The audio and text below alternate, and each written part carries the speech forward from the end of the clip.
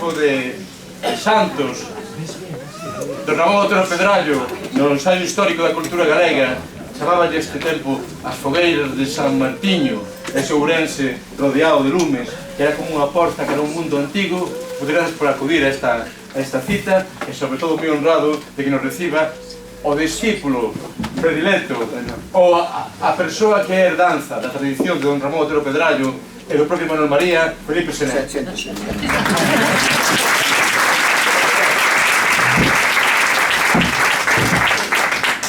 Pois, como diría o señor de Trasalba, o mentado Don Ramón Otero Pedrallo, que chamaba este tempo o tempo dos mortos, o tempo dos mortos, como levaron aqueles galaicos leoneses asturicenses nas conquistas das Américas, chamaronlle tempo dos mortos. Ali levaron a arte charra e tantas tradicións. Nese trai eleva, que por alá, polas terras de Viana do Bolo, aqueles boteiros con aqueles foliós que Mercedes Peón sabe moi ben, hai grandísimas relacións. Ao fin e ao cabo, os cristianizadores de México foi Sebastián Aparicio, non? Pero esas festas dos mortos pérdense nese panteísmo que lín outro día, e teño que dicir nas declaracións de Carlos Núñez, ese panteísmo que vai en nós, que levamos posto a cada hora e a cada momento, non? Neste país que limita polo Mar Maior por unha banda e por outra banda, non? Ese país de Pristiliano, non? E esas tradicións vanse reconvertindo, como decía o gran esquecido desta terra nosa, desa esquecemento de Xulio Rudo Encono, do río Leté, o río de esquecemento, que dicía Isá Díaz Pardo, que a tradición transita. E efectivamente, tamén o decía Manolo Rivas, que este é un país de ribeiras, non? Un país de portos, de encrucilladas, de camiños, non? Onde aproveita o millor que ven de cada lado, como o hicieron moi ben os galegos bracarenses da zona de Porto, os panos de cachimir, os aderezos, as magnolias, as camelias, o que viña da China e o que viña de Goa. Xente de feira que tanto non se sabe se sube, se baixa ou se contesta con unha pregunta. Moi ben, Xurxo, por o teu nova odisea dende esta túa Itaca, que aquí lle chamas as arneiras, recollendo os topónimos, non? Esa arneira medio mistura de Vigo e da Coruña, na cal está acontecendo o que ti dis moi ben aquí, xa seguramente escrito hai moito tempo, non? Din que polas arneiras, que é a cidade que se vai esfarelando, xa caeron e aínda siguen en pé os máis altos edificios da súa mariña e do seu areal. Nada queda xa do seu poder, aqueles emporios, aquelas caixas fortes, traballo de tribu que arou no mar durante séculos, son agora doutros donos, doutros mundos. Historia do desacougo que xa nin face teñen. Estas son cousas que pasan. E a min venme a mente aquela xente da derradeira lección do mestre Castelao, o mestre do nacionalismo de Alexandre Bóveda. E os alumnos? Onde están os alumnos que non deron a esquecemento da Xulio Rudo Encono, aqueles que recolleron a sementeira do Seminario de Estudios Galegos? Donde está o laboratorio de formas para leválo aos bazares? Donde está?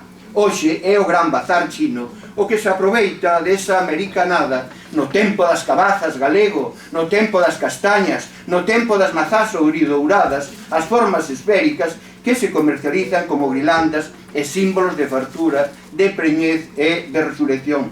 Ben a mente, dicía, aquel gran galego que levaba na frente unha estrela, un daqueles neniños da derradeira lección do mestre que foi Valentín Paz Andrade, que levaba, como Xurxo, que levaba como aquel elemento cruñés que protexeron en Vigo mentras esta cidade o desbotaba, que era o gran Urbano Lugrís. Aquel señor que o amparou chamábase Valentín Paz Andrade, e aquece ben neste día, en esta hora, en esta nova cova céltica que son as portas ártabras, asumidamente puxémoslle así aqueles versos que todo galego debe levar postos no seu morral.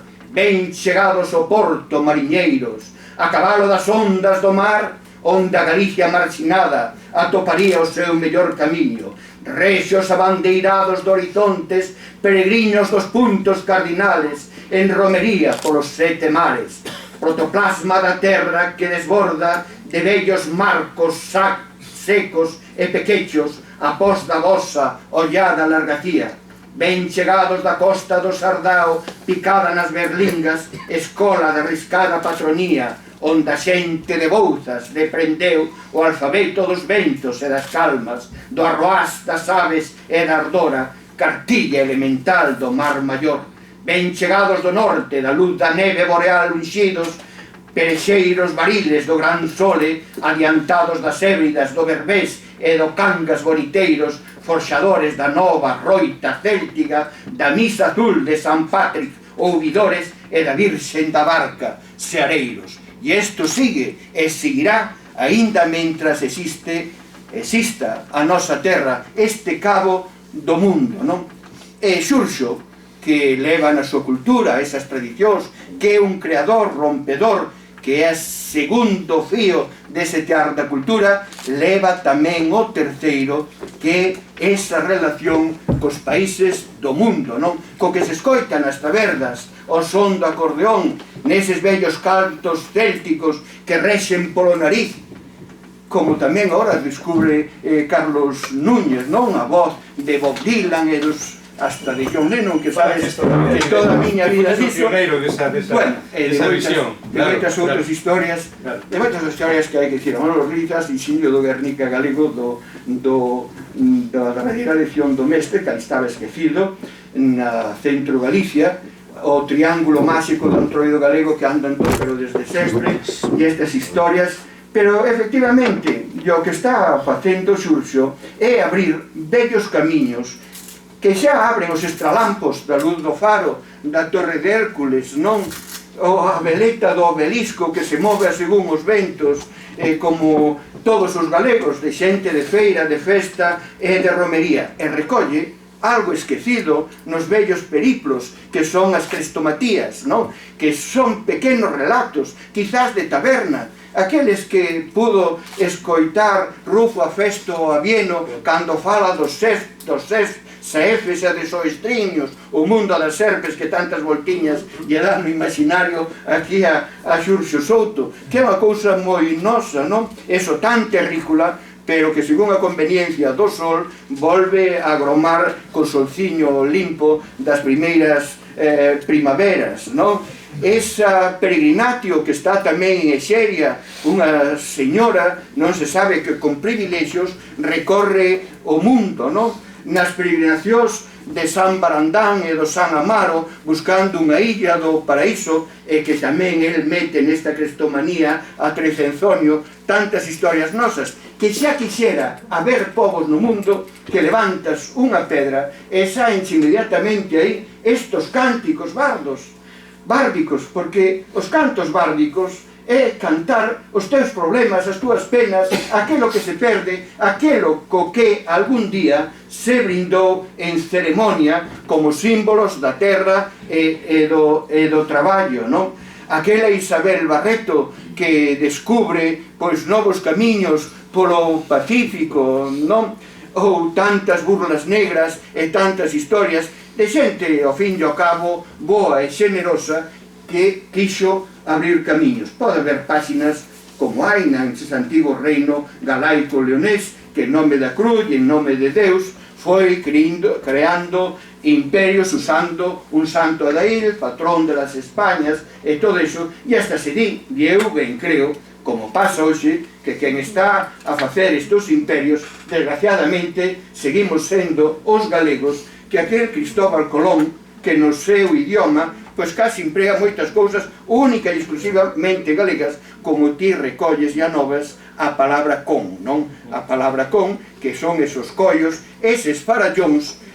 A palabra faro, pois ven de pedratus, ven de elemento que te guía no camiño. Montefaro, como tantos montes sacros que hai no interior de Galicia ou no mar, son elementos orientativos no GPS da nosa prehistoria.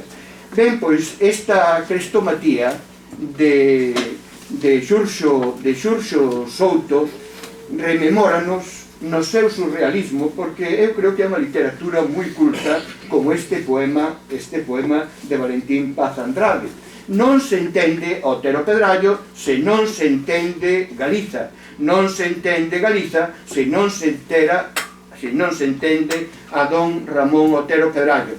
E o fenómeno que está pasando a nosa terra, que o vemos agora mesmo sair pola rúa, é un fenómeno motivado polo biculturalismo campante e, ao fin e ao cabo, se queredes, por un xeito de colonización cultural que nos leva á dialectalización de un idioma tan rico como o noso. É increíble pois ver neste libro como Xurxo recolle a través dese periplo de Chiruca de Macallás, a través do barco do Macallás, que son topónimos que están nas furnas e nas penedas da torre, el vai escoitando, non, eso de taberna, cando se cantaba nas tabernas e se contaban e se cantaban as penas e as lericias, un xeito de fado noso tamén, ese fado que forma parte de nós. E aquí, pois, neste libro vai recollendo estos aspectos que vai acabar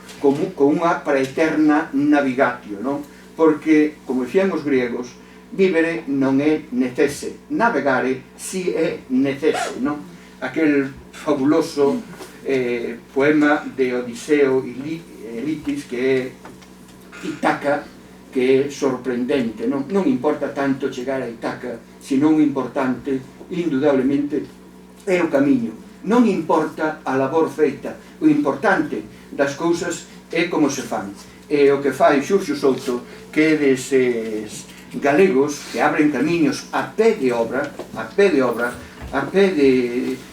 de taberna, aqueles intelectuales do terceiro mundo de sabios que os hai que chamar, que se non lle gusta o que se di, pois igual sae cunha ripichoca por aí, ou quita ese elemento tan galego que é acordeón, que iso é sempre moi de agradecer.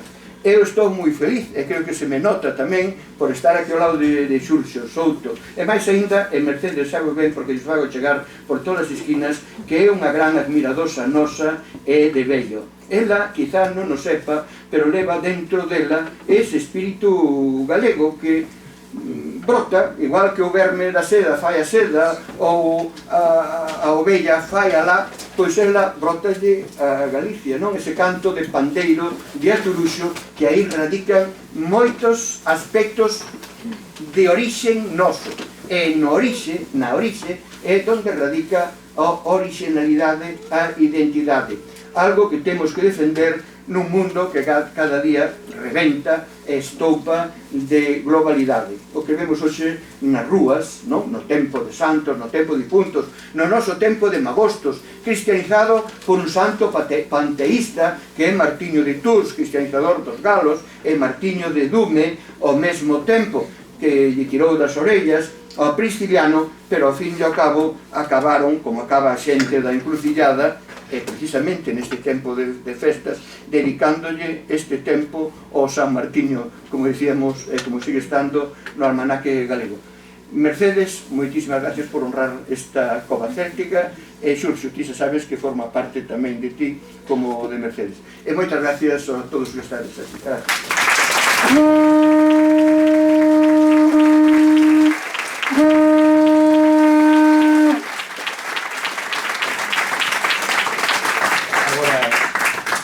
Está acceso, sí. No, grazas a ti, Felipe, pola túa xenerosidade, comezando... Sí, claro, xente, aquí hai espazo, estades de costas, xeades. A túa xenerosidade por crear este espazo, aquí, as portas altas, verás, non pode ser palabra máis bonita, aquí na croa da Cruña, un espazo que nos acolle e que representa o mellor da tradición. Non sei quen foi que dixo que a tradición non era adoración das cinzas, era a transmisión do lume. E transmites ese lume que ven de moi atrás.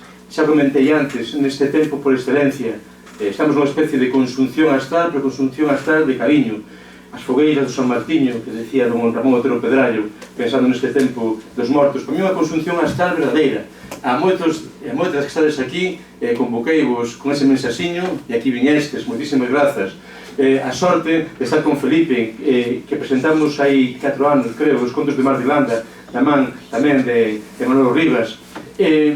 Neste día, no ano 94, en Chantada, na taberna de Viana, inventamos o Bravú, que para nós foi algo que plantou tamén moitos lumes, e temos a sorte de que está a máxima representación do Bravú, que daquela mellor se identificada con esa etiqueta Mercedes Peón, facer música do noso tempo, pero con raigañas moi fondas. É un oficio de cariño e de amizade. E por iso é unha dimensión casi cómplice poder falar desta travesía de Chiruca Macallás, que para min é unha novela, eu que decirlo así, sin falsa modestia, distinta, diferente, objetivamente. Pode ser mala, pode ser boa, pero é diferente, porque ten dous argumentos que creo que non existen, logo aparecerán precedentes. En primeiro lugar, unha novela do mar, no que as protagonistas son todas mulleres.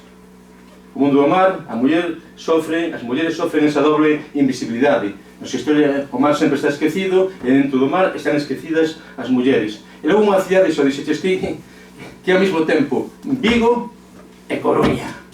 Tiven a sorte de presentar a novela en Cartabón, e tiven que presentar en Cartabón, en Vigo, en Murzai, 125, porque Chiruca vive en riba de esa librería, pero tamén a gran protagonista é a sabia do mar, que vive Laura, que vive aí en Tinallas, na Casa do Remo, esa casa estreitiña que pasamos diante dela e moitas veces non reparamos. Ben, para ubicarvos mínimamente, e xa dixo Felipe, vele aquí está Chiruca Macallás, Mercedes, que é unha patroa de pesca. Sabemos que hai mulleres que teñen titulación de patroas de pesca, pero especialmente non hai moita tradición en Viro de Rollo a Serafín Mourelle. Chiruca Macallás, patroa de pesca, jericheira, que xa salía, Mercedes estaba nesta novela, O retorno dos homes mariños, hai 20 anos, de feito, é a segunda parte, e que a Mercedes traballaba nos talleres de Inditex, clandestinos, algúns que había pola área do Orzán, claro, pero deuse pas, por se fixo heavy. Ten un grupo que se chama, o primeiro grupo chamábase Botas de Ante Negras, e o segundo chamouse Forza 12. Na escala dos ventos, cando o vento non dá máis de si, é Forza 12. Pero 12 tamén ten azúcar. Ben, pois Chiruca é a patroa do Macallás e vai pescar a unha pedra que está perdida entre Escocia e Islandia. Se non a coñecedes, por favor, mirade no mapa porque aparece. É este con, efectivamente, chamase Rockall. Canta os islandeses, Rockall, you'll never fall. Porque, claro, porque eles reivindican como propio. Os ingleses se ocuparon agora para levar a ter os dominios dos mares. Ben, pois, neste Rockall, que ten nome en galego, a xeografía do mar de Galiza, Antuerpe, Capetón, para os galegos, Rockall é o Conde Marín. Que lindo. Pois navegando, a nosa Chiruca chega a Rockall e, por suposto, nesta pedra no medio do mar, a quen escoita? Escoita o cantar da serea. Indo polo mar abaixo, encantar unha serea. Pero un mentiño. Non é a serea loira de longas guedellas que peitea o pelo con un peite de ouro. Non, é Mamí Guatá. A serea negra, Mama África, e en Mallá, aquí está. Aquí presentamos con toda humildade na literatura galega. Claro, a ver, se moitísimos rapaces de Senegal, moitísimos rapaces africanos están navegando nos barcos galegos, tiñen que navegar tamén os mitos cara ao norte. Se na Agra do Orzán hai 6.000 senegaleses, rapazas e rapazas, por que non acudimos á súa literatura, aos seus mitos? As nosas aboas, os nosos avós, os familiares de algún de nós, emigrou a Inglaterra, emigrou a Alemania, emigrou a Suiza, e ali en Suiza, en Inglaterra, en Alemania, tardaron 30 anos, 40 anos en saber que existía música galega, ata que foi Mercedes Peón ou foi Susana Seivane, claro, que non nos pase o mesmo. Mamí Guatá, Jean Mallá, en toda a literatura e en toda a santería cubana está presente, en toda a música brasileira. Ben, pois, Mercedes escutou o canto de Mamí Guatá, e logo, se queredes, podémoslo cantar. Por eso vos digo un papeliño. Vigo e Coruña son a mesma cidade. Esa, con toda humildade e con toda vehemencia, fago esa proclama. Levamos décadas facendo chistes sobre Vigo e Coruña, chistes que están moi ben, brincadeiras que sirven por exemplo, para facer un programa extraordinario, Turquía. do señor Lezcano, que vexo que presente. Pero tamén podemos dar un paso cara adiante e crear unha nova cosmovisión. Como é posible que as dúas cidades con maior número de habitantes de Galicia non teñan relación entre elas? Como é posible que as relacións tean supeditadas a dous rapaces con dous claretes o día do fútbol? Estiven en Vigo luns e están destrozados. O Deportivo está en segunda división, non hai derbi. Claro, dende os ollos do mar, Vigo e a Coruña son a mesma cidade. Para un barco que foi a ruta do Atlántico, é o mesmo facer gasoil na Coruña que en Vigo. En Rotterdam, os peiraos miden 80 kilómetros. É a mesma cidade, son dous pontos de recalada. Eso por os ollos do mar. Por terra non. Por terra estamos incomunicados, é un negocio a incomunicación. Non sei se está aquí Pablo Gallego, o arquitecto. Ben, bueno, pois Pablo, se si me corrixes. E Pablo, nas súas clases na Escola de Arquitectura, o primeiro día, pon un mapa de Galiza e a carón pon un mapa do transporte de cercanías, de proximidade de Tokio, non? E resulta que a extensión é prácticamente a mesma, uns 200 kilómetros. Pero que ocorre? Que o que en Tokio un billete de metro, un billete de ferrocarril de proximidade, en Galiza é unha sucesión de terribles peaxes que nos teñen incomunicados e incomunicadas. E é un gran negocio sen comunicación. Unha rapaza de Coia é cuspidiña a un rapaz de Lavañou. E unha rapaza de Agradorzán é cuspidiña pois a un rapaz de Teis. É o mesmo perfil. Familias que viñeron da aldea para armar a súa vida nesas cidades da beira do mar. Pero en vez de ponderar esa realidade común, pois entramos na dinámica do localismo que non nos leva a ningún. E o propio nacionalismo galego, a día de hoxe, ten formulada esa necesidade de colaboración entre Vigo e Coruña. Porque o día que Vigo e Coruña colaborasen, deixaríamos de ser periferia, como para ser, como decía Stefan Morlin, centro do mar.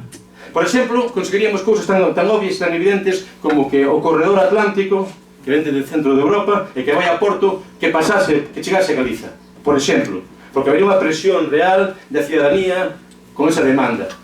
Hai un ano inaugurouse o cable submarino que cruza dende Estados Unidos a Europa, o cable de comunicacións. Todo o saber das comunicacións pasa por aí. Cruza o Atlántico, pero non agroma aquí en Galiza, non agroma en Fisterra, agroma no País Vasco. Non existimos, e ni siquiera o sabemos.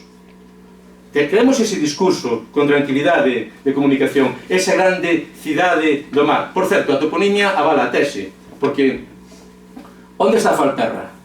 A ver, xente do Gurugú, onde queda Falperra? Aquí na Coruña, non? Ben, a fonte da Falperra está en Vigo. En Vigo teñen o Veroés, nos temos a praia berberiana, casi esquecida. En Vigo teñen Matamá, no alto dos Castros hai un lugar, un topónimo perdido que se chama Matabá. Nos temos Riazor. Ben, pois en Vigo teñen un lugar que lle chaman Riazor e está xusto pegado a Balaídos. Como podería cambiar a nosa realidade? Como deixaríamos de ser periferia para ser centro do mar? Pero aquí chegamos xa a unha vez que reivindicamos poñer en valor esa ruta marítima máis importante do mundo que pasa por diante das nosas costas e que leva esa riqueza que era outros portos. Unha vez que formulamos, a non só nos quedan os petroleiros, os prestixes e todo iso, unha vez que formulamos esa tese, chegamos ao paradoxo final, que o Porto de Vigo e o Porto da Coruña, ese motor da nosa economía, pois non é propiedade, nin é administrado polos veciños e polas veciñas nin de Vigo nin da Coruña, é administrado directamente dende Madrid. Ben, queremos un discurso novo, cambiemos a realidade. Esa sería a primeira parte.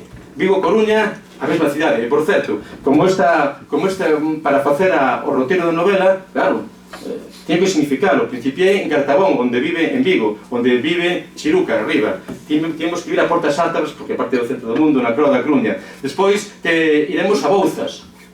Logo iremos a Monte Alto. Hai outro protagonista vive ali. Logo temos que ir a Teis, porque unha protagonista é peixeira de Teis. Temos que facer esa primeira ruta Vigo-Coruñenta. E reclamo da vosa imaginación para formular esa tese, esa dinámica de colaboración para que nos sitúe non na periferia dun Estado, na periferia de España, para situarnos no centro do mar. Porque se acabo con esta tese, que estou tendo moito, porque sempre que falamos do mar, poñámonos así bucólicos, ai que bonito, ai que tal, que cosa tan pintoresca. Como somos uns ignorantes do mar, mirámoslo sempre con certa superioridade, non nos atrevemos a coñecer a nosa ignorancia. O mar non é o pasado, é o futuro, é o único futuro.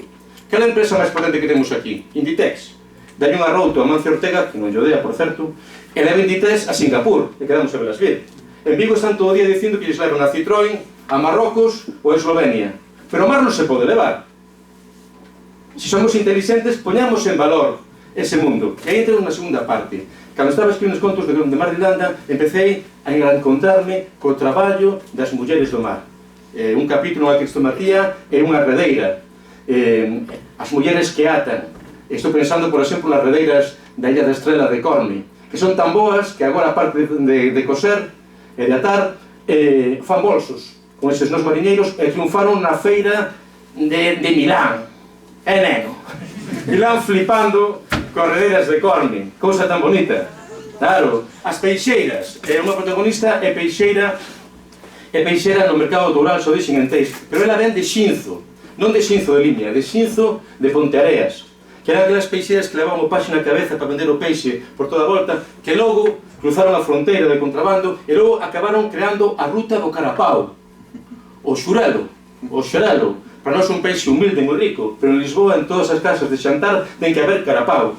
Eu non o sabía, pero hai unhas auténticas carreiras, desembarcan nos barcos do cerco en Celeiro, en Burela, e collen o traile, toman un bocadillo con unha trompeta na Maragata, en Vilalba, e tira cara a Lisboa. E o que chegue primeiro marca o prezo, a rota do carapau. O traballo das mariscadoras. Estou vendo aquí a Teresa Ramiro e proclamo unha vez máis, Teresa, necesidade de que publique xa o primeiro libro de poesía. Debecemos. Estamos toda a cidade conmocionada con Alcoa. Vanse perder moitísimos postos de traballo, 400, 500. Ben, na Ría da Coruña chegaron a traballar máis de 1000 persoas. Imaginademos que sempre unha cidade que de súbito desaparecesen 1000 postos de traballo. Agora, a ría é prácticamente unha cloaca. Pero como é mar, non nos importa.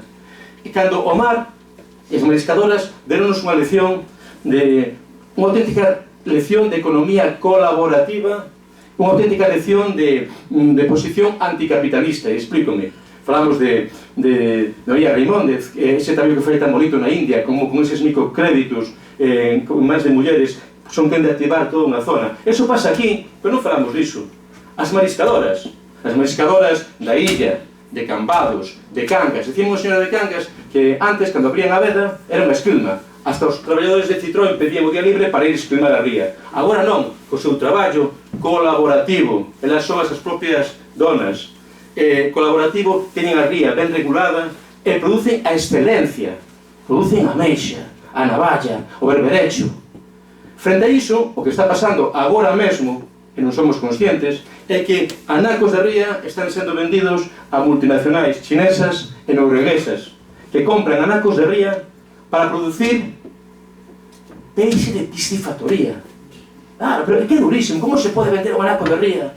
Para converter esas señoras en operarias con soldos en clave de subcontratación. Pero se non o coñecemos, temos que divulgar, tiene que ser o noso referente absoluto. Mulleres, porque non, que sexan patroas de pesca no Caransol, e mulleres, atención señora, que fan barcos, que construen barcos. Estou a falar de un grande aplauso de Mercedes Peón. Mercedes, acércate, por favor.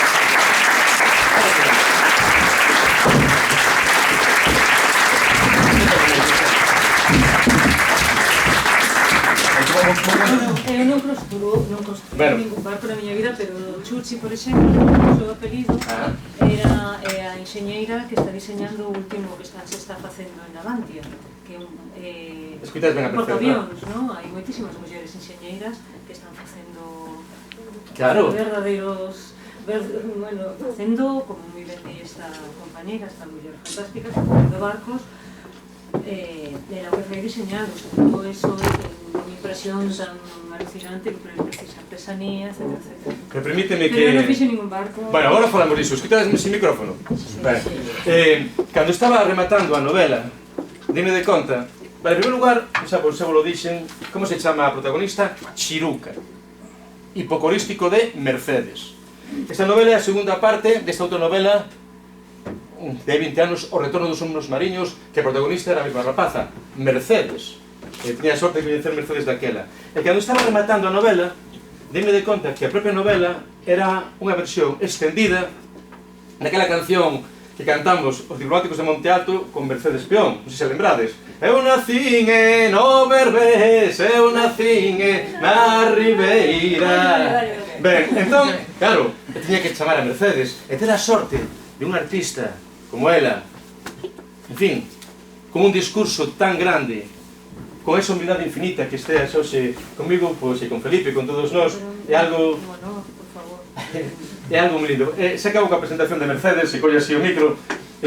Na música galega están acontecendo moitos fenómenos extraordinarios. Somos un pobo de artistas, estamos creando música por todas partes, e somos un pobo de artistas, pero mira, é que é difícil no noso contorno contemporáneo. Hai dous artistas que crean un discurso propio. É dificilísimo iso. Un era o meu primo, Fran Pérez, Narf. Si, realmente era primo segundo de Teruca, da miña compañeira, pero era o meu primo, que creou música atlántica, pero co Atlántico Sur, misturando a música galega, como que reivindicamos, con Mozambique, con África. E outro, Mercedes, unha rapaza teimuda, que cree unha rapaza dos Castros, que como dos Castros é da aldea, é de Oza, e que decidiches crear o teu propio discurso. Fomos unha viaxe breve por ese mundo sonoro. Porque, a ver, cando Mercedes, imos contalo de sempre, pero alguna persona non o sabe. Bueno, primeiro decir que a min isto anda moitísimo por los... Pero estamos en confianza, verdade? Aparte, é fermoso, desgraciadamente non falamos destas cousas. Como no noso contexto contemporáneo estamos creando discursos novos. Mercedes, cando dos Castros, dos peores viños, perdón, vivía no... Hai na Avenida de Oza unha taberna que se chamaba Os Peares Viños, rápidamente foi rebautizada como Os Peores Viños, de arriba. Entraches, pois, o irmán, entendo, a velar en Secarandaina, e cando eres moi noviña, xa pensabas que sabías o que era música galega, fuches a aprender das señoras maiores e fuches a Caión, a Imende. Que pasou por ali, entón? En Baldaio, sí. En Baldaio. Bueno, a ver, non foi unha casualidade, estábamos acampada, eu tocaba a pandeireta mal, xusto diante dunha vega, da Renchiña, de Mende, puxeme a tocar a pandeireta, e nese momento saíron unhas señoras que estaban tomando un café ou xogando as cartas, e dixeron, tocas mal a pandeireta. Dixen, non sabía máis, non? Entón colleron a pandeireta, vou ver o teu libro que podei facer. Que ben, que ben. E empezaron a tocar ese tatara, telúrico, non? E empezaron a cantar unha ribeirana, pero claro... Imende que ten a sonar, Imende... Que un tono malo, non? Imende que a saben esos cantadores, por favor, vamos. 1, 2, 3, sí. Imende que ten a sonar, Imende que a sonar ten, Imende que ten a sonar. Me canta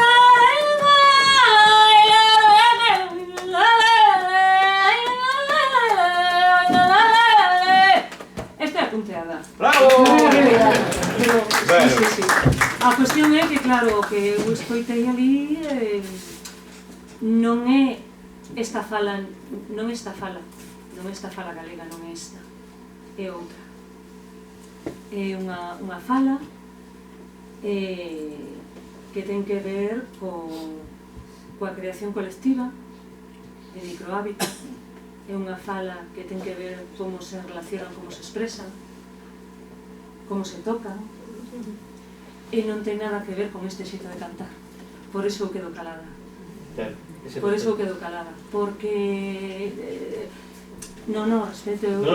É un respeto enorme a todas as voces e tocar. Quero dicirvos que, claro, non lle facemos xustiza. Decías que non se entendía, que se parecía que facía música africana. Bueno, eso decateime despois, porque eu non era coñecedora da música africana tampouco, porque tiña 13 aniños, entón eso foi unha reflexión posterior. Pero o que era a imaxe que tiñas tido que era música galega... A min pasoume o da flauta da media. Eu sabía que aquelo pertencíame, que aquelo era eu, e logo, máis pa diante, cando vin como as cativiñas e os cativiños reaccionan cos ternarios, o djembe é unha cousa que está estendida por todo o mundo, porque non tanto porque haxe africanos por todos os lugares que tamén é africanos, senón porque está, esta teoría que falamos na casa tamén, que tes a mesma, que o noso fluxo sanguíneo vai ao ritmo ternario, e cando somos fetos e estamos nas barriguiñas das nosas nais vai a ritmo de 6x8, entón se che están facendo isto, os cativos, as cativas, non? Que unha cousa é como un imán, entón eu sentín aquelo, pero tamén sentín unha tristura moi grande de non entendelas. Sentín que tiña algo extirpado, eliminado, sustraído, porque, claro, non son de Mende, a miña familia é de Oza dos Ríos a máis de Melide, non falan como a elas e como a eles, pero si teñen esa fala de creación colectiva hablando de é isto, non? Escoita, mira, non, por favor, non? Entón, esa maneira de falar, esa maneira de expresarse foi o que conformou despois ese xeito de cantar. E a relación entre ese tipo de fala e vulgaridade foi a que a min colocoume estaba bastante incómoda non entendía, non, que acontecía. E, bueno, a partir de con 13 años, pois, igual que decatarme de outras cuestións, esa foi unha delas. É que un día, claro, teríamos que falar moito devagar, pero, en fin, íbamos avanzando, andando o tempo, e Mende, Baldaio, non falamos de centos de kilómetros, son os kilómetros da Coruña, unha realidade que estaba aí, viva, fecunda, absolutamente, claro, Arteixo, absolutamente desprezada. Ben, entón, eu traballaba, hai 26 anos, traballaba de guionista do programa Lugar. Había unhas cintas que publicaba el Correo Gallego, cinta casé, e había unha cinta que poñía Rosalía de Castro. Vemos a cinta, escoitamos unha voz fascinante, maravillosa, os editores decidiron que había que chamala, e quen era? Mercedes, pero... E apareceu no Luar con aquelas guedellas, parecía unha deusa, aquelas melenas, e cantou nos, deixounos a todos enfeitizados, enfeitizadas, os directores, Galloso, Manuel Abad, dixeron, por favor, traia máis. Empezou a ter aquelas señoras das aldeas, pensamos que esa non era música, ou non sei o que existía, e as señoras chegaron cargadas de timidez, pero cando se viron no escenario, coa mesma iluminación que Miguel Bosé, puxéronse afoutas, grechas, e foi unha revolución, porque pasamos de pensar que non existía esta música que todos os lugares sabían cantar. De feito, Mercedes, cando empezaste a camiñar con Fernando a buscar músicas polas aldeas, tienes que falar co cura, porque era moi difícil. A ver, eu creo que nosotros partíamos dunha idea, a mellor non moi adecuada, no senso de que pensábamos que había uns poderes que nosotros viñamos aprendidos pois dese lugar tamén da época franquista, dunhas fantasías aceptadas, e nosotros fomos con esas fantasías nosas pensando que había que falar co cura, despois enterámonos que as coplas eran todas profesas como poñían, non quero dicir que tampouco depende de como fora o crego, non? E isto, pero que había un imaginario paralelo que non tiña que ver co imaginario do capital. Entón, ese imaginario paralelo nosotros non éramos conscientes e creo que incluso esta é unha reflexión pos-recollida de campo, non? Que nosotros fomos tamén por unha idea e hai que recoñecer así tamén desde un punto de vista colonialista, case que non vamos a descubrir aquelo, vamos a descubrirnos a nós mesmos, non? Realmente que era o que estábamos facendo, solatexaba, pero tamén todo. Sí, efectivamente, que pensamos, non estaba mal pensado, era ir o domingo ás 10 da mañá e que tiñamos 13 aninhos, 14, 15. Entón íbamos ás 10 da mañá a primeira misa que había o domingo, onde sabíamos que iba xente pois máis maior, porque socializábanse así, socialízase a xente nas aldeas así, entón nosotros collíamos, e por exemplo, aí teño unhas grabacións chulísimas en Bardaos, en Tordoia. Bueno, puxome a tocar a gaita, que levaba meses tocando a gaita, que empecé bastante tarde, xa con 17 anos a tocala.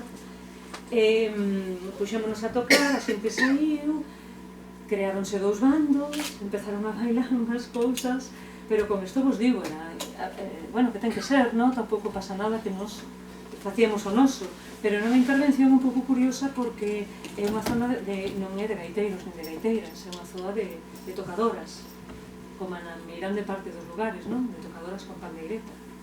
E os gaiteiros, gaiteiras, sobre todo gaiteiros nestas últimas décadas, hai zonas, como pode ser Mesía, que sí que había, ou sobre todo Fonsagrada, etc. Na grande parte dos lugares o que había eran tocadoras. O sea que xa interviñamos dunha maneira un pouco estrambótica, non? Logo enterábamos e xa iba a cousa un pouco pouquiño mellor. O que acontece que sí que é certo que nos baseábamos moito na emoción, nos vínculos afectivos. Entón, eso por aí xa que me quedo bastante máis tranquila. Insisto, sei que moitas, como me pasa a min, estades fascinadas con esta historia, e creo que Mercedes poucas veces falas destas cousas. As persoas que tedes sensibilidade, pois, supoño que mellor poden acudir a ti, alguna vez se pode programar para falar deste mundo, como este reencontro con nos mesmos, para comentarlo máis devagar e poderlo compartir. Eu vou dando choutos, volvemos outra vez ali ao lugar, era fascinante, e así que as señoras, insisto, grandísimas artistas, logo aquilo que comentábamos das dificultades para poder atopar, crear ese primeiro vencello e esa complicidade, logo cambiou totalmente. Recordo que aí que Negra Dorzán, na casa onde vivía Teruca, todas as señoras sabían tocar a pandeireta. Claro, todas viñan da aldea e de súpeto ver a pandeireta na televisión, sentíanse capacitadas para facelo. E aquela vez que, un día que creo que foi en Fradelos, que chegaste tarde e estaba toda a vila esperando por ti, non? Os bombos grandes e o alcalde da Cabalo, ali, pobo de artistas. Sí, estaban como, o pobo habitaban a mellor 60 persoas e 50 estaban cos bombos. A cabalo, nada, fixeron, como se diría, non sei, levantar o cabalo así para arriba, non? E recibíndonos dun xeito que non éramos merecentes en absoluto de semexante acollida. E despois, nada, fixeran comida tradicional, tamén no forno, etc. Pero se puñeran a tocar os bombos, imaginadevos, o que tiña e Fernan, que tiñamos 25 ou 23 anos, porque a Fradelo ainda tardáramos un pouco nin, e empezaron a tocar os bombos, e que foi unha cousa increíble. Claro, estamos atravesados, non? Atravesados por esas emocións. Que lección de dignidade en aquel momento. E simplemente a televisión, aquí tamén hai que dicilo, a televisión pública facía algo tan evidente como ser altofalante, difusor do propio talento das artistas, digo artistas porque fundamentalmente eran mulleres, e tamén grandísimos artistas deste país. Ben, entón, a Revolución Mercedes Peón, xo que vivía en primeira persoa, rapidamente chegan os produtores de World Music, Mercedes, ti pos aí a tua voz étnica, e fagoche unhas bases, e comémonos o mundo. E aí Mercedes dixo, non. E logo chega, atención señora, que isto non se sabe moito, chegou Manu Chao, o mítico Manu Chao, chegou e dixo que quería producir un disco, e dixo Mercedes, non, Manu, quero te moito, pero se me produces un disco, vai ser un disco de Manu Chao, eu quero facer, tírelle do aire, un disco de Mercedes Peón. Bueno, porque eu ainda non atopar o meu sonido. Non atopar o meu sonido, entón eu nunca fui unha persoa de deixarme, levar demasiado. Esa heterodoxia, non? Frente ao que se esperaba, pon así o teu camiño, pos a tua voz, e se estamos nós, que te producimos ou que non. Aprendiches música, armonía, música se sabías, evidentemente, informática musical, investigaches, equivocaches-te, cabreaches... Bueno, primeiro dixe que non me seguín co lugar, porque parecíame que era moi importante recoller polas aldeas, entón seguín traballando aí, facendo recolledas de campo, non? Claro. E logo depois tive unha necesidade sociopolítica, persoal, en certa medida tamén, pero sou unha persoa moi tímida, como podedes observar. Daquela, máis ben, necesitaba posicionarme dentro dun lugar que a miña vida cotidiana non me permitía. Entón, como este ser arquetípico, este arquetipo onde estou metida, como todas nosotras e nosotros, pois a maneira de fuxir delo é a través da creatividade. Eu teño unhas amigas que son máis creativas do mundo que Guadalupe Ramos Guerreiro e Anabel Sánchez, de Barrio, que non precisan facer nada creativo porque elas xa mesmas botan por fora todo iso, pero non. Eu estaba en esta situación. Daquela o que fixen foi, pois, cando tiven esa necesidade, unha necesidade vital, brutal, en todos os sensos, de expresarme políticamente, tanto ca lingua, como co xénero, como de construción do xénero, como, pues todas estas temáticas, en certa medida tamén esa misticismo ou esa metafísica, etc., todo, ou as necesidades contemporáneas dun momento, dunha emoción. Do amor erótico falei moi pouco, porque xa, total, eso sí que non ten máis importancia, pero, bueno, empecé por aí. Entón aí saliu ese xué, esa explosión de tentar, eso que falábamos, non? Antes que collín isto, e puxeche a cantar e digo, ai, non? Digo, bueno, a ver, fago así no asento porque non lle toco a enerxía, non? Entón prefiro non facelo. Entón, daí saliu o Ixué. O Ixué é unha muiñeira punteada con un anaco composto de un baixo eléctrico a 6x8, ribeirana, como ribeirana, non como punteada.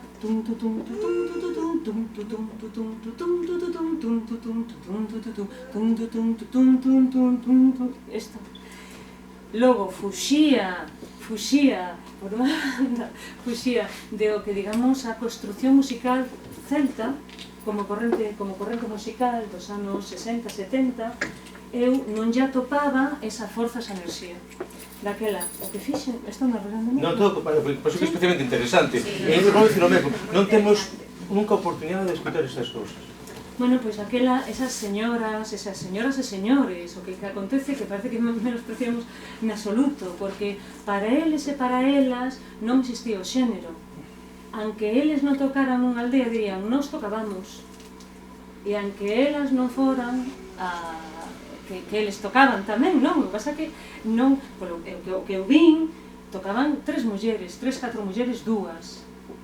Tampouco eran grupos de señoras tocando como se ven agora, non? Porque iso ten que ver, digamos, ca deportivización do folclore, que iso ten outro temazo que non vamos a meter aí porque é por iso.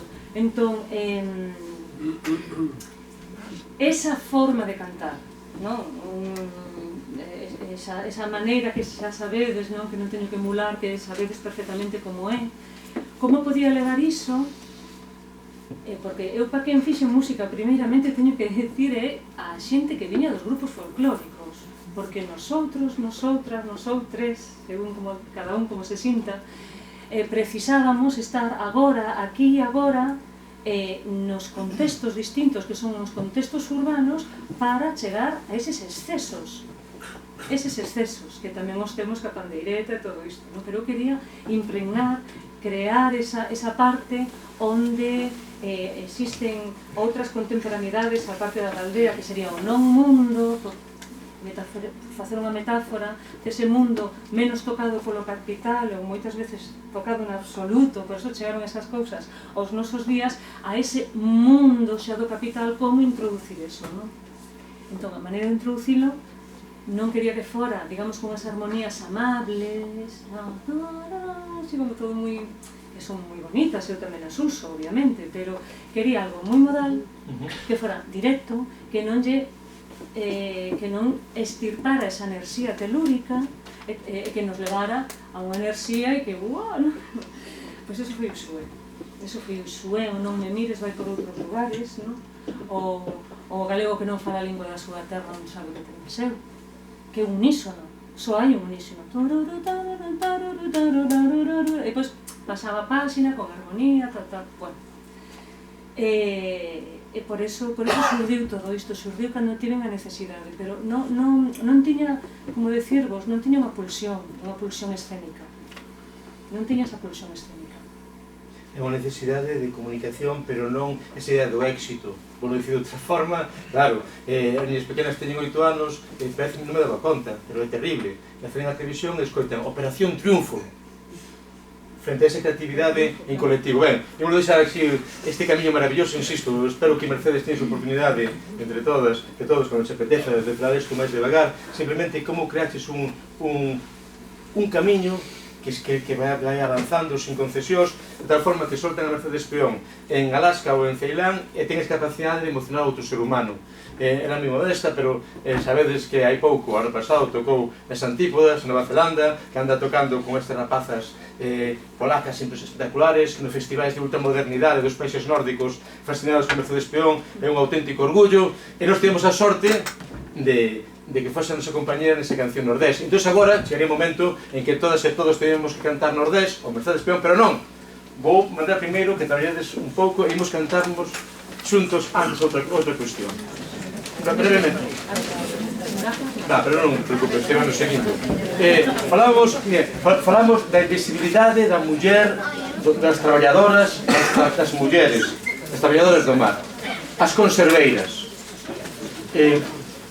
Centos e centos de mulleres que traballaron na conserva, como nas redeiras. Que cantaban estas mulleres? Cando se fala de cantos de traballo, os musicólogos e musicólogas recolleron cantos de espadeladas, de sega, de esfolladas. Pero que cantaban as mulleres nas conserveiras? Se eran centos de mulleres. Agora, os contos de Mardelanda, cando iba a alguna ribeira, preguntaba: que cantabades vos nas conserveiras? Non cantábamos nada. E a última decía: ai, sí, temos esta canción contra o encargado. Contoume Ledicia Costas, que hai unha foto do arquivo Pacheco de Vigo, nunhas primeiras conserveiras de Vigo, final do século XIX, que se ven máis de 100 mulleres na foto. Hai 100 mulleres, pero a ninguna se lle ve a cara. Están todas de cosas traballando e o único que mira para a foto é o encargado. No libro de Dionisio Pereira sobre a represión franquista no mundo do mar, falase da primeira folga na conserveira que houve en Vigo, a finales do século XIX tamén. Entón, a resposta da patronal foi terrible. De entrada, expulsaron, xeron sin traballo, as líderes dese movimento. Baixaronlles o soldo ás demais. E de por enriba, prohibironlles cantar. Afortunadamente houve moita revolución, Vigo puxose en folga xeral, que admitiron as que puxeron fora, subironlles o soldo e as mulleres cantaron que botaban por fora. Entón fun apañando, con toda humildade, ali onde eu pregunto, que van aparecendo estas cantigas. É a técnica da contrafacta, que diría Paulina Serín-Musinska. Cancións que xa coñecemos, adaptada a letra. E todas son para meterse contra o encargado. Empezamos coa fábrica Teso Papeliño, os que non teñen disculpas. A fábrica Masó, pero de Bueu, a de aquí de baixo. Que día así? Imos a cantar todos, veña, todas. Sí. 1, 2, 3, 3. Ahora que estábamos ben, dábamolo por ben feito, chega o camión do bonito a reventarnos do peito. E despois cando acabamos, vamos correndo para arriba. Ahora ven o encargado, mándanos coller sardiña. Que? Isto é canción social ou non é canción social? É un aplauso para todos nós. Canto de traballo identificativo, pero absolutamente exclusivo. Por favor, que ten unha boa que traballou na conserveira que lle pregunte que cantaban, porque imos apañando, temos a sorte que hai unha certa sensibilidade e dentro de unhas semanas no Museo Pobo Galego imos reivindicar estas cancións con un grupo de rapaces que se chaman Cantarelas, que precisamente están recreando estas cancións. Ben, estaban no Grove e coñecían a ANACA, sindicalista, e dixen: non cantábamos nada. E veña, e sei que algo que cantaba, contra o encargado. 1, 2, 3, 3. A nosa Virxe do Carmen fixo unha casa na ría. Aí está. A nosa Virxe do Carmen fixo unha casa na ría. Pagueiras de Tenaixe como fabrican sardiña. Pagueiras de Tenaixe como fabrican sardiña. Veña sardiña, veña cabada, veña tamén mexillón. Despois de máis de 10 horas hai que cargar camión. Seguimos. Cando queres ir pra casa co corpo como a fariña. Cando queres ir pra casa co corpo como a fariña. Encargado. Alaben, señor Rivero, ainda hai que aceitar sardiña. Alaben, señor Rivero, ainda hai que aceitar sardiña. Cala a boquiña, dame xeiriña, non esteas a protestar, que como abre a boquiña, maña non ves traballar. O canto de traballo das mulleres do mar.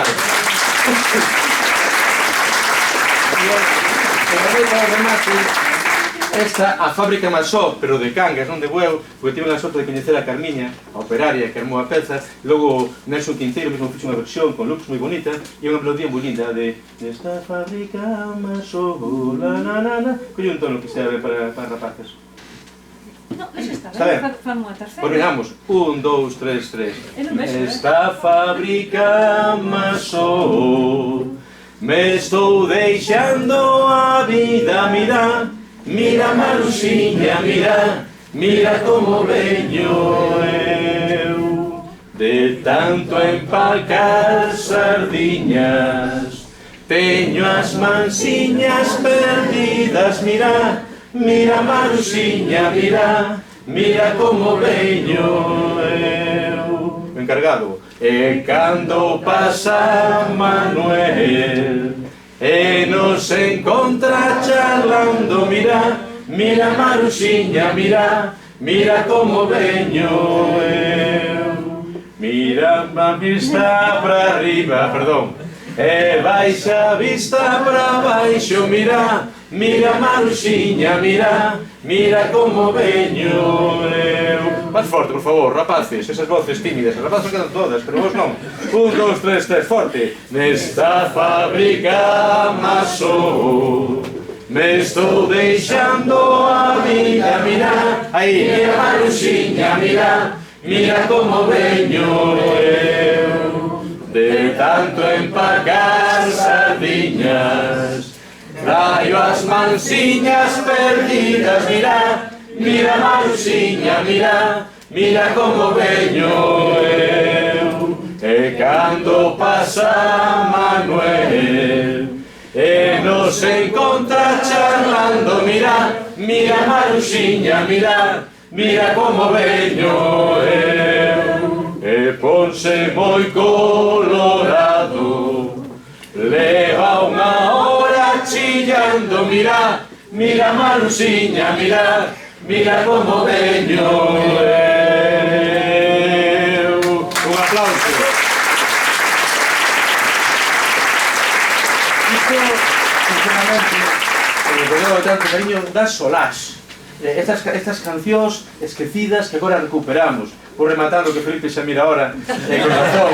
Pero xa remato. Neste intento de crear outra cosmovisión, Vigo, Coruña, a mesma cidade, as mulleres do mar, traballadoras do mar, protagonistas, non abondaba con mudar só a realidade, había que mudar os mitos.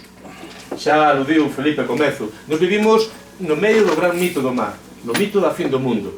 O océano é o máis alá, é un misterio, é a morte, pero non a morte como destrucción, senón, insisto, o alén. O camiño de Santiago é un camiño físico, pero tamén un camiño unha viaxe interior. Acadas a sabiduría cando chegas ás portas do misterio, o alén, insisto. Esa viaxe que fixo o irlandés San Brandán, que fixo o noso Amaro, o noso Santo Amaro, navegante.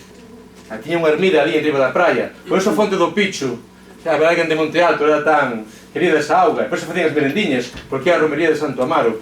E esa foi tamén a viaxe de Trecenzonio, que subiu ao alto da torre e viu a Solistitiones Insula Magna, a illa onde o sol se detén. No Beato de Osma aparece diante da torre a Solitio Magna. Ben, pero todos son homes. Nesa navigatio, que pasaría se esa navigatio se fixese unha muller? Entón, aí achegámonos a esa tese que se adiantou Mercedes, que é o final da novela, porque se vos lo conto, porque que máis é, non? Confianza, a Praeter Navigatio. Todas e todos buscamos a illa do paraíso, o alén, subimos a torre e buscamos esa illa. Por que? Porque todas e todos estivemos no paraíso. É unha lembranza inconsciente, pero é unha lembranza. É unha lembranza dese momento en que estábamos nun entorno húmedo, onde éramos todo, porque ainda non éramos nada. Un entorno húmedo onde estábamos escutando música, a música do corazón da nosa nai, o ventre da nosa propia nai. Esa viaxe interior, fermosísima, da que falaba, por exemplo, Mercedes en Ingrávida, e que eu propoño con humildade e vehemencia aquí, nesta gran travesía de Chiruca Macallás. E agora, tal vez así. Chega o gran momento de pedirle a Mercedes, por favor, con humildade e con vehemencia, que nos cantes Nordés. Poderá ser? E non vai quedar outro. Temos que sorprender aquí a Pulpiño Viascón, dos diplomáticos de Monte Alto. Un aplauso para Pulpiño.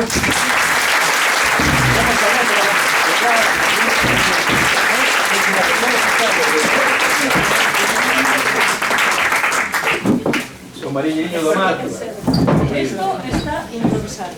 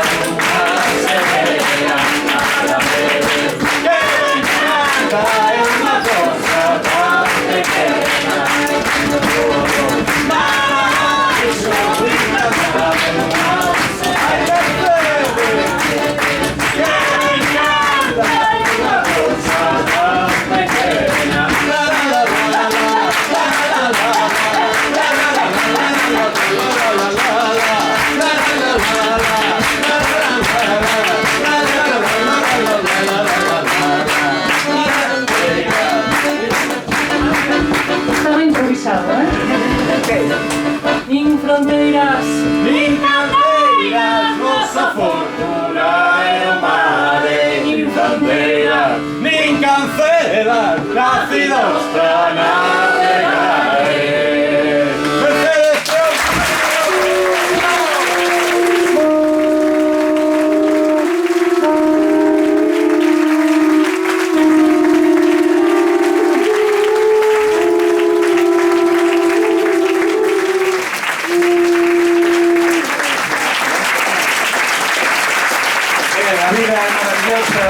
Pero é certo que este motivo de unir esta parte do mundo somos un pobo de artistas onde podemos compartir experiencias tan lindas, cantadas, de creatividade, insisto, para cambiar o mundo. Os tíos son Mercedes León!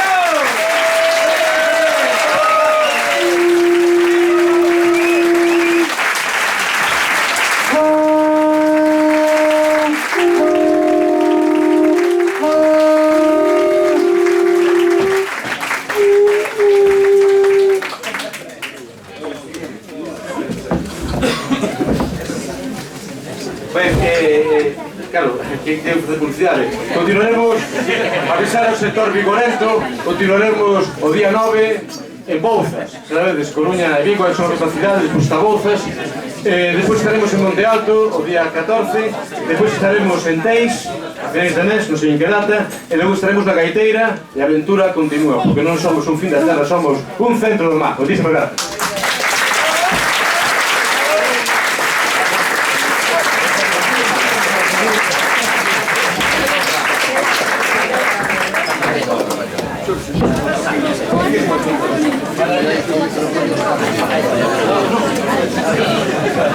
Come